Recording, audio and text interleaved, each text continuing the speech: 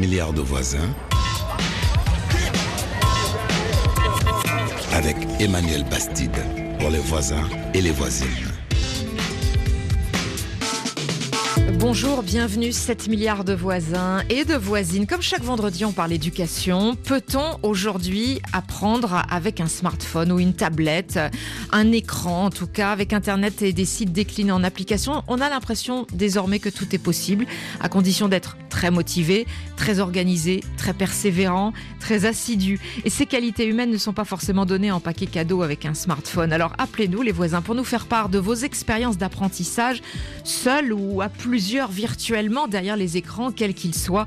Vous nous appelez au 33 1 84 22 71 71 et bien sûr aussi sur les réseaux sociaux, Facebook, Twitter. On va en discuter avec Arnaud Portanelli du site lingueo.com. Bonjour Emmanuel, bonjour à tous. C'est un site d'apprentissage des langues, je dirais presque classique maintenant, hein. C'est de la conversation en ligne. Oui, et puis ça fait 10 ans en fait maintenant, hein. C'est fou, mais à l'époque les MOOC, même l'expression MOOC n'existait pas et il y avait encore moins d'app.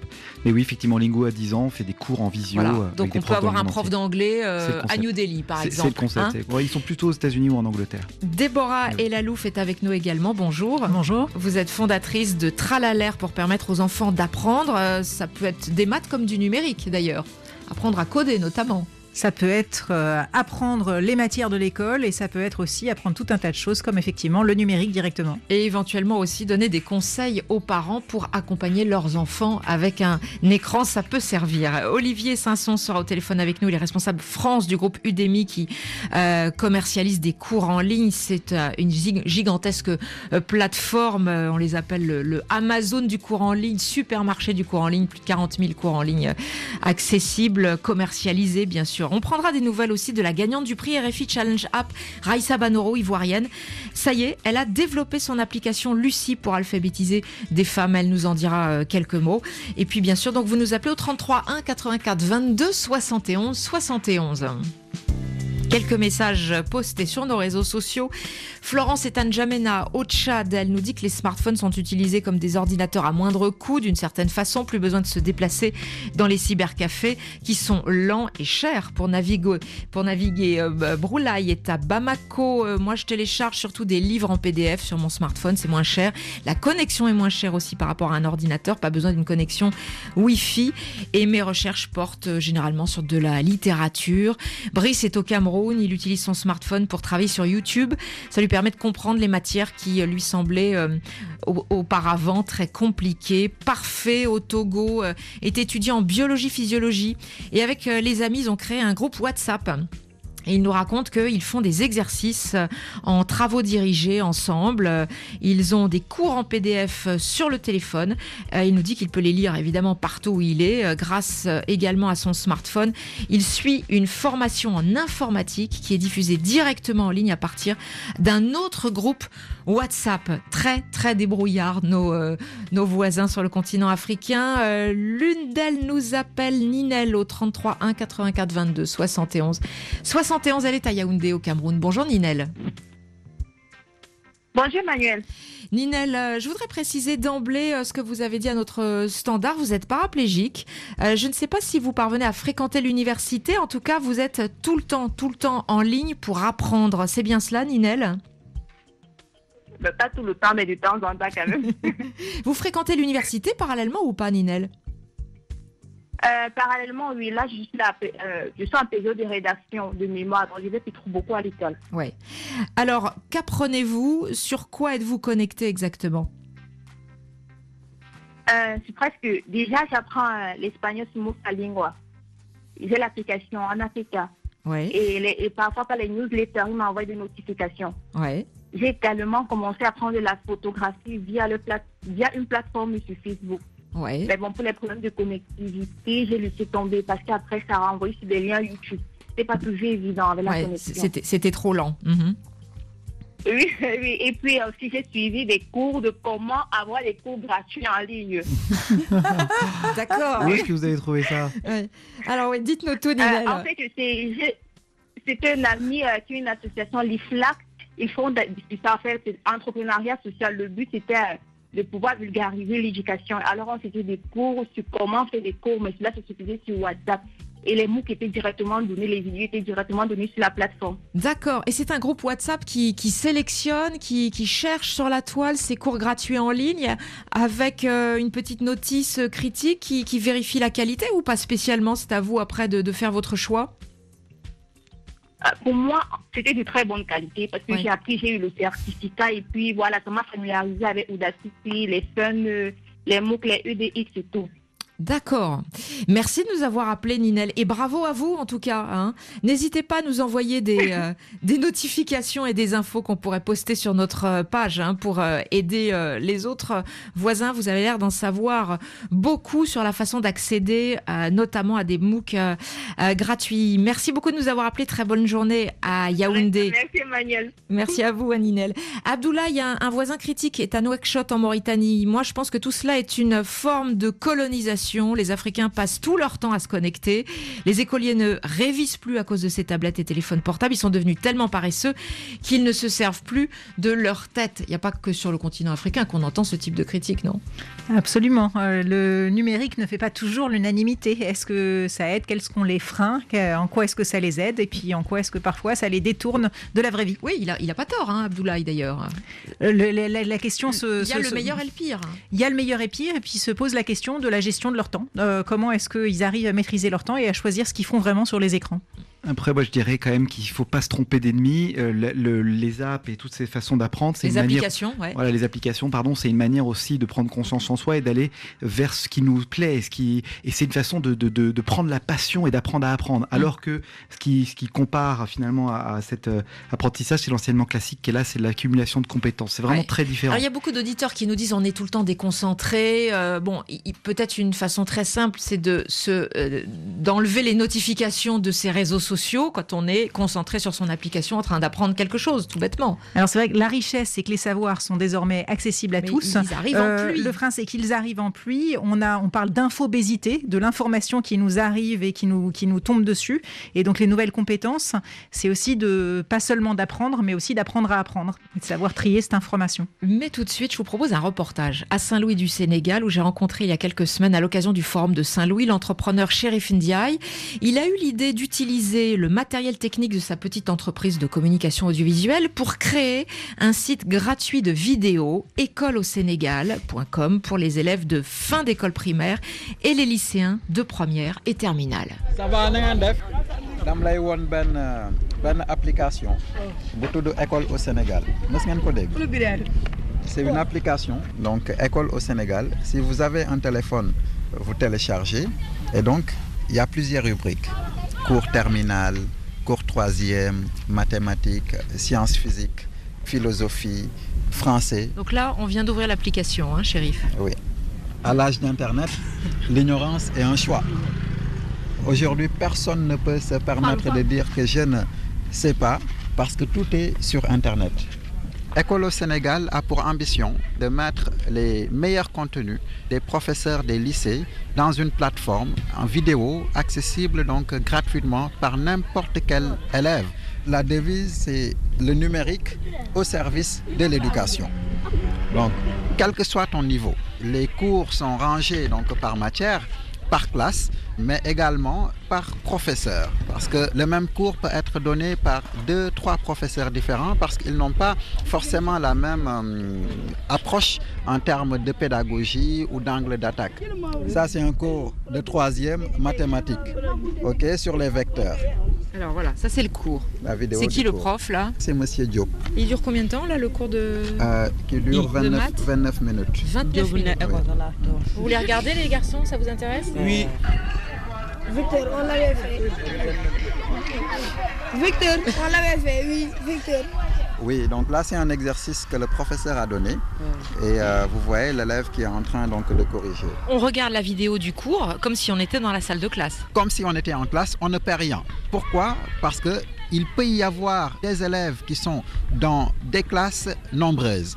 On a des classes au Sénégal qui dépassent donc 60 élèves. Comme on peut trouver toute une communauté, donc un village où il n'y a pas d'école, où des fois l'école est présente physiquement, mais il y a pas assez de ressources formées pour tenir donc des salles. Alors, on a accès à École au Sénégal si on est en terminale ou en première pour le moment. Il y a quelques cours pour les élèves de primaire de CM2, donc mathématiques. Pour le collège, donc les classes de 3e, toujours mathématiques et SVT, donc les sciences de la vie et de la terre. Cependant, il y a un fort lot pour les élèves de terminale, notamment les terminales scientifiques. Donc il y a tout le contenu, mathématiques terminale S1, S2, sciences physiques, SVT et plus les cours donc d'histoire, géographie et de philosophie. Donc avec des profs, des enseignants de l'éducation nationale sénégalaise qui sont rémunérés par votre association. Absolument. Pour nous assurer de la qualité et de la conformité du contenu qu'on met en ligne, parce que ça donne une garantie et on l'utilise, nous, avec une rémunération ou disons un intéressement, parce qu'on ne peut pas acheter le savoir. Ces gens-là sont d'une générosité extraordinaire. Ils sont motivés, les enseignants, pour être filmés, refaire leurs cours. Aujourd'hui, ils sont hyper motivés parce que École au Sénégal fait de quasiment des personnalités publiques, des gens connus. Il y a un prof de maths qui est particulièrement star sur la plateforme. Monsieur Touré. 50 000 connexions par mois, c'est ça ? 50 000 par mois. Et du coup, ce professeur-là a décidé de ne plus être intéressé donc, financièrement. Tout simplement, il a vu l'impact. Et aujourd'hui, le modèle économique d'École au Sénégal est en train donc de changer. On va arriver à un moment où c'est aux professeurs de nous payer pour être sur la plateforme. Donc vous voyez, c'est carrément le scénario. Ça revalorise aussi la condition d'enseignant quelque part aussi. Je vais vous donner juste un exemple. Un enseignant qui était fermé dans une salle de classe avec 40, 50 élèves, aujourd'hui on lui donne la possibilité d'être vu par des milliers de personnes en un temps record. Et ça règle un problème. Je prends le cas du Sénégal qui met 400 milliards en termes d'investissement par an sur l'éducation. Certains me diront c'est un gros montant, mais sachez que 80% des ressources mises à disposition de l'école vont à la rémunération donc des enseignants et du corps administratif. Il n'y a que 20% qui part donc à la construction des salles, aux achats de manuels et autres. Et donc, École au Sénégal devient une réponse. Comment vous faites pour qu'il y ait un échange ensuite entre le prof et les élèves qui n'ont pas compris, qui veulent un complément d'information ? Pour l'instant, effectivement, les échanges ne peuvent se faire que par YouTube. Donc, un commentaire que tu mets et derrière, le professeur réagit ou bien quelqu'un de la communauté qui semble comprendre mieux la leçon que toi peut réagir. Vous voyez donc cet échange et cette générosité qu'une classe normale ne peut pas donner. Parce que des fois, le professeur ou le maître détenteur du savoir n'est pas forcément accessible. Ou bien l'élève peut être gêné parce qu'il ne comprend pas. Le fait d'être gêné ou de ne pas être considéré comme l'idiot de la classe, tu te dis ok, moi j'ai une plateforme qui me permet donc de réviser à ma guise, à mon rythme, mais également autant de fois que je veux donc pour comprendre la leçon. Au-delà des leçons, il y a également des exercices et des corrections que je pense être également pertinents de la même manière que le cours. Pour l'instant, tous les cours sont en français ou en wolof ? Pour le primaire, quelques cours de mathématiques qui sont en wolof. Et bientôt des cours en pulaar également et en sérère. Aujourd'hui, il y a énormément de maçons et de menuisiers qu'on appelle analphabètes, qui ne sont pas partis à l'école. Ils font tous les jours des angles droits. Si aujourd'hui on les explique ce que c'est que l'angle droit en langue locale, ils vont le comprendre. Et donc, École au Sénégal, les mathématiques, on va les traduire de manière imagée pour leur dire, vous les utilisez tous les jours dans vos métiers et c'est important qu'ils puissent donc les comprendre. 7 milliards de voisins, c'est maintenant. Voilà, il faut savoir que donc École au Sénégal est à retrouver sur YouTube. On a fabriqué aussi une vidéo pour vous expliquer comment ça fonctionne sur notre page Facebook et sur le site RFI.fr à la page des 7 milliards de voisins. Et on a plus de 40% des jeunes qui se connectent en période d'examen, qui sont aussi à l'extérieur du Sénégal, au Maroc, même en France d'ailleurs, parce que par exemple pour les cours de maths, le niveau en maths est plus élevé au Sénégal. Arnaud Portanelli, qu'est-ce que ça vous inspire ? Écoutez, sans vouloir te faire de concurrence à ce qu'on vient d'entendre, moi ça m'inspire qu'en France on a une démarche similaire qui a été faite il y a peu de temps par Opcalia, qui est un OPCA, qui a lancé une app qui s'appelle... Un OPCA, on va peut-être décoder. Oui, bien sûr. C'est un OPCA, c'est un organisme paritaire collecteur, c'est encore plus compliqué, ça veut dire qu'en gros ce sont des gens qui collectent des fonds, qui après ils utilisent ces fonds pour accompagner des salariés, des demandeurs d'emploi vers la formation. D'accord ? Donc le but souvent c'est d'accompagner les gens à trouver un emploi et à acquérir les compétences de base dont il parlait lui, la personne qui a magnifiquement qui est intervenue à travers justement c'est la formation de ces ouvriers peu qualifiés pour leur apprendre à comprendre ce qu'ils font, apprendre à faire les mathématiques. Il y a la même démarche en ce moment en France et c'est un bon plan pour eux parce que c'est gratuit. Ça s'appelle 1001 lettres. C'est une application qui se télécharge et qui va leur permettre de revoir un peu les mathématiques, les compétences, l'orthographe, l'écriture. Mais appliqué à des métiers ensuite beaucoup plus pratiques. Oui, et puis c'est surtout, ça peut s'appliquer après les maths forcément partout. Mais c'est surtout une belle manière de réapprendre à apprendre. Déborah El Alouf. On a aussi dans le domaine du numérique un réseau qui s'est créé ces dernières années, la grande école du numérique, avec des formations gratuites et qui ont bien sûr des cours en physique, mais aussi tout un tas de nouvelles initiatives pour former les jeunes et les moins jeunes aux compétences de base qui leur permettront d'avoir un métier derrière. Alors évidemment, Arnaud Portanelli, l'apprentissage via des écrans, c'est très adapté à ce que vous faites vous, c'est-à-dire l'apprentissage des langues finalement, pas forcément à toutes les matières. Ce qu'il y a, c'est qu'en fait, on parle souvent de ce qu'on appelle en ce moment les soft skills, qui sont vachement à la mode. Aux États-Unis, ce sont les business skills. Et ce qui vient en premier, c'est vrai que c'est échanger. Et donc forcément, on échange dans quelle langue. Il en a parlé encore une fois, dans quelle langue on apprend. Et puis, si on a envie d'aller chercher un travail à l'étranger, quelles sont les compétences qu'on va juger la première fois? C'est la compétence linguistique. Et donc du coup, partout dans l'Internet, ce qui marche bien, effectivement, c'est les applications linguistiques. Elle a cité tout à l'heure Mosalingua, il y a aussi Babel, il y a aussi Bouzou. Il y en a énormément qui sont gratuites et qui après ont un modèle qu'on appelle les modèles freemium, c'est-à-dire qu'au bout d'un moment, si on le souhaite, on peut payer pour en avoir plus. C'est ça. Bon, gratuitement, c'est facile d'avoir accès à des listes de vocabulaire, par exemple, des petits jeux pour vérifier sa prononciation. Voilà, c'est super. Le défaut, excusez-moi, c'est l'auto-formation. C'est comment on fait pour se motiver dans le temps. C'est un peu comme un régime. Souvent, il y a peu l'effet boomerang qui fait qu'on arrête et après on se démotive. Et je compléterai aussi par l'évaluation, c'est-à-dire la possibilité de savoir où on en est, de savoir où on doit aller, qui est l'une des forces des applications numériques. Ouais. Arnaud Portanelli, vous, finalement, c'est l'apprentissage des langues via de la conversation à distance, mais ça reste finalement assez classique. Complètement. Complètement. Nous, notre service, c'est des cours particuliers. Avec un prof. En plus, nous, on a vraiment décidé d'être radicalement dans le classique, puisqu'en fait, il est certifié pour enseigner sa langue maternelle, il a des diplômes pour ça, il a de l'expérience. C'est un peu l'école, c'est la partie la plus one-to-one, enfin, un élève, un prof, ça n'a rien d'extraordinaire. Là où c'est, disons, innovant, c'est qu'effectivement, ce formateur est disponible H24, tous les jours, même le week-end, et qu'on peut forcément apprendre comme ça de manière rapide. C'est vraiment la particularité de l'enseignement en ligne aujourd'hui, justement. Qui plus est, quand on l'a au creux de la main dans un smartphone. Alors ça peut être aussi de créer une expérience en plus, une expérience gamifiée, le fait de motiver et d'engager l'utilisateur dans une expérience d'apprentissage. Et ça peut être aussi, vous mentionniez la collaboration, le fait d'apprendre à plusieurs, qui peut se faire par une communication simple et qui peut se faire aussi dans le cadre des commons dans le numérique. On crée à plusieurs des documents, on peut créer à plusieurs des résultats et c'est aussi une manière d'apprendre. Qu'est-ce qu'on observe sur les petits-enfants, vous qui travaillez à produire des choses, des apprentissages pour les enfants? La première chose qu'on observe, c'est que évidemment le numérique est une voie centrale d'acquisition à la fois de connaissances et de compétences, donc à la fois pour apprendre à lire, améliorer ses puissances de calcul, mais aussi pour développer les soft skills, effectivement, les nouvelles formes de compétences pour les enfants. C'est un levier formidable. Et on observe tout un de nouvelles types d'actions, notamment le fait d'aider les enfants à produire, à pas être de simples consommateurs de numérique, mais à créer leur propre support. Justement, on va en parler. Vous restez avec nous juste après le flash. On sera dans la Silicon Valley aux États-Unis avec Olivier Sanson du groupe Udemy, un des leaders mondiaux des cours en ligne.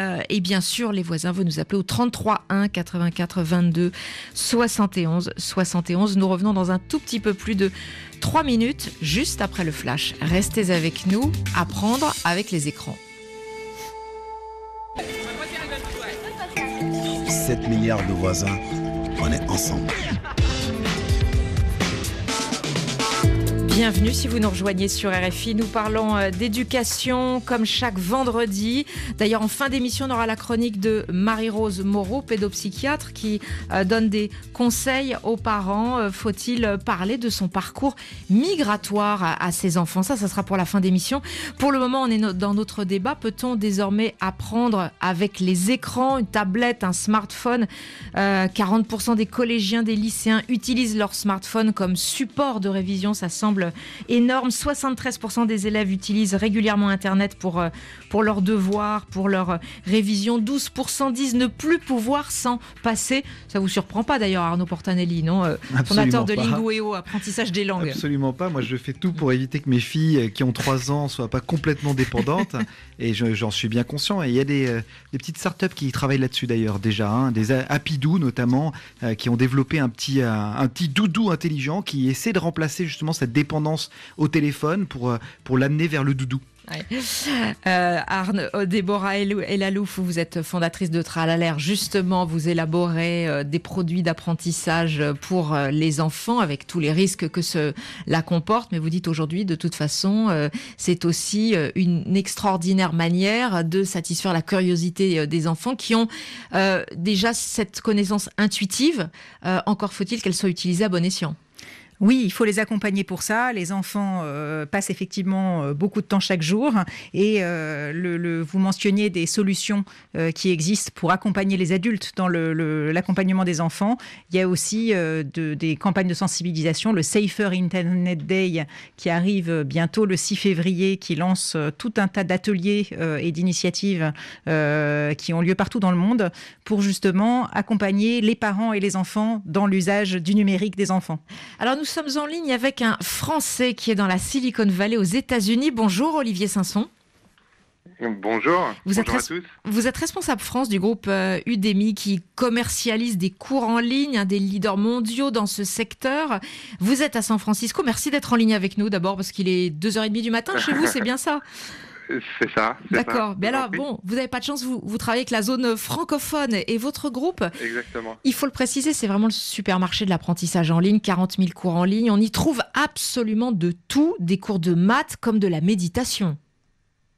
On y trouve de tout, effectivement. On a même 65 000 cours maintenant. Et on est une place de marché de cours en ligne. Ça grossit très vite. À l'heure actuelle, quelle est la plus grosse demande ? Alors, c'est essentiellement de l'anglais, mais on va parler justement de l'apprentissage en langue française qui prend de l'importance dans votre groupe. Mais quelle est la plus grosse demande d'apprentissage sur le marché mondial de l'apprentissage en ligne à l'heure actuelle ? Aujourd'hui, c'est surtout l'informatique. Tout ce qui va toucher à la programmation, au développement informatique, apprendre à développer des sites web, des applications mobiles, des jeux vidéo et tous les langages de programmation. Aujourd'hui, là-dessus, il y a énormément de demandes. Il y en a aussi énormément en ce moment sur tout ce qui touche à la data. On parle beaucoup de data science, de machine learning, d'intelligence artificielle. Aujourd'hui, il y a beaucoup de gens dans le monde entier qui veulent se former à ces nouvelles technologies, mais vous l'avez dit, on peut aussi apprendre le yoga, la méditation, la guitare, le dessin. Énormément de Français qui veulent apprendre à dessiner. Les cours de dessin marchent très bien auprès des Français en ce moment. Ouais, ça vous a surpris ? Un petit peu. Oui. Un petit peu parce que sur ces dernières semaines, on a un cours de dessin qui a été fait par un Français. Qui marche très très bien. Quand vous dites qui marche très bien, ça veut dire quoi ? Combien ? Ça veut dire qu'on a plusieurs centaines de nouveaux étudiants chaque jour qui, sur Udemy, suivent ce cours qui fait plusieurs dizaines d'heures et qui vous apprend toutes les bases du dessin. Voilà. Mais aujourd'hui, le best-seller sur le marché français, ça reste un cours de développement informatique qui vous apprend toutes les bases pour devenir développeur, commencer une carrière de développeur. Pour devenir développeur, voilà, et de faire vos sites internet par tout seul. Est-ce que vous savez à l'heure actuelle sur quel support vos usagers, vos clients utilisent ces cours en ligne ? Alors souvent, ils vont commencer sur l'ordinateur, mais ils vont pouvoir, au fur et à mesure de la progression dans le cours, passer sur la tablette ou passer sur leur téléphone, parce qu'ils sont dans les transports, parce que ils veulent pouvoir télécharger le cours et le suivre à un endroit où il n'y a pas forcément une connexion Internet. Et donc ils vont changer de support en fonction de l'usage qu'ils vont avoir du cours. Vous développez en ce moment en langue française. Vous regardez vers la France ou vers le gigantesque marché africain ? Les deux forcément. Vous regardez vers les 270 millions de francophones, quoi, en gros, qui sont principalement en Afrique. C'est ça. Parce qu'aujourd'hui, de toute façon, il y a 65 000 cours sur Udemy. Il y a des cours dans plus de 50 langues. Donc, vous pouvez être partout dans le monde et apprendre dans la langue qui vous est la plus familière, ou en tout cas dans celle que vous avez envie d'apprendre. Le français quand c'est plus évident pour vous. Après, c'est aussi une question d'offre. Aujourd'hui, la plupart de nos cours sont encore en anglais. Donc forcément, les gens apprennent un peu plus en anglais aujourd'hui, mais on développe cette partie-là en incitant des formateurs francophones à créer des cours en français sur Udemy. Quand vous recrutez, d'ailleurs, c'est pas le mot recruter, parce qu'un formateur, comme vous le disiez, vous êtes une plateforme en ligne, donc finalement, vous êtes une place de marché. Ça veut dire qu'un excellent formateur qui a un excellent cours en langue française, vous prenez une commission, c'est ça, sur l'argent que rapporte ce cours ? Exactement, on va partager le revenu généré par le cours avec le formateur. Ah oui, 50-50. D'accord. Qu'est-ce qu'il faut pas forcément 50-50, mais... Qu'est-ce qu'il faut pour être un très bon formateur, quelle que soit la langue d'ailleurs, en ligne, par rapport au fait d'enseigner de manière classique ? Je pense que la première chose, c'est qu'il faut forcément l'expertise sur le sujet dans lequel vous voulez enseigner. Mais ça ne suffit pas. Il faut souvent, ce sont des passionnés qui ont en plus la pédagogie. Et puis après, il faut un minimum de matériel pour avoir, par exemple, le son, l'audio est hyper important quand on veut faire un cours de qualité. Et parfois de la vidéo quand le cours demande à être filmé. Et quel contrôle vous exercez sur les contenus, sur la qualité des cours ? Vous ne pouvez pas être spécialiste de tout ? Effectivement. Nous, on va contrôler la qualité sur la forme essentiellement, la qualité audio, vidéo, la longueur du cours, la qualité des vidéos en termes de définition. Ensuite, ce sont les utilisateurs qui vont juger du contenu du cours et de la qualité de la formation et du formateur en laissant une note et un commentaire. Et ça permet de faire ressortir du lot les meilleurs cours et les meilleurs formateurs. On a certains formateurs stars. Justement, j'allais vous poser une question pour les auditeurs qui nous écoutent et qui souvent se demandent comment bien choisir un cours en ligne payant, parce que ce soit d'ailleurs une application ou un cours en ligne, enfin, est-ce qu'on regarde le nombre d'utilisateurs, le nombre de téléchargements, est-ce qu'on se renseigne dans les forums ou est-ce qu'il y a d'autres moyens ? En tout cas, sur Udemy, vous allez pouvoir voir un certain nombre de vidéos gratuitement avant de vraiment acheter le cours. Vous allez pouvoir voir une note qui a été laissée par les étudiants précédents, les commentaires. Et en plus, sur Udemy, vous avez 30 jours pour vous faire rembourser. Donc, vous pouvez prendre le cours, regarder si ça vous convient, si vous apprenez vraiment et si le style du formateur vous convient. Si ça vous convient pas, vous pouvez vous faire rembourser et en prendre un autre. Et on va vous proposer un maximum de cours qui pourraient vous satisfaire. Alors dans le domaine de l'éducation, c'est vrai que le fait de trouver la bonne ressource, c'est le défi qu'ont à la fois les parents, les éducateurs pour ça. Et il y a plein de blogs, d'éléments qui sont auto-organisés par les communautés, avec des profs qui ont recensé les applications qui leur semblaient intéressantes. Même chose, des groupes de parents qui le font aussi. Par secteur, par matière, en général. Par secteur, par matière ou par âge. Merci à vous, Olivier Sanson, d'avoir été en ligne avec nous. Vous êtes le responsable France du groupe Udemy. Merci beaucoup et bonne nuit à San Francisco. Olivier, bonne nuit. Merci, à bientôt. Merci. Vous écoutez RFI, il est 11h42, heure de Paris, et vous pouvez nous appeler au 33 1 84 22 71 71. On donne la parole très rapidement à un auditeur, Lamine, qui veut d'ailleurs soulever un problème intéressant. Bonjour Lamine, vous êtes à Dakar. Oui, bonjour. Vous avez 21 ans, Lamine, et vous vous posez des questions sur... Je crois que vous avez une assez grosse pratique d'apprentissage sur Internet. Oui, c'est cela. Allez-y, on vous écoute, Lamine. Moi, actuellement, je suis à la base étudiant en médecine, mais ça ne m'empêche pas de suivre des cours en maths digitales, vu que ça m'intéresse vraiment l'objectif du numérique. Donc, par ce fait, j'ai pu suivre des cours sur Google Digital Active, essentiellement sur Youno aussi, essentiellement aussi sur Facebook. Oui. Mais actuellement, le principal souci, c'est... Donc vous suivez surtout des formations en business, si j'ai bien compris, c'est ça? Oui, c'est ça, en marketing digital. D'accord, marketing digital, ouais. Alors que vous êtes étudiant en médecine, c'est intéressant, ouais. Oui, qu'à la base, voilà, je suis étudiant en médecine, donc dans mes temps libres, j'aime faire des choses qui sont différentes de ce que j'apprends à l'université. Donc voilà, les mots qu'on me propose, c'est assez interactif, donc c'est attrayant, donc ça me plaît de suivre ces cours-là. Et vous rencontrez une difficulté, notamment concernant les certifications? Oui, bien sûr, parce que par exemple sur Youno, j'avais déjà validé ma formation sur le marketing digital, essentiellement sur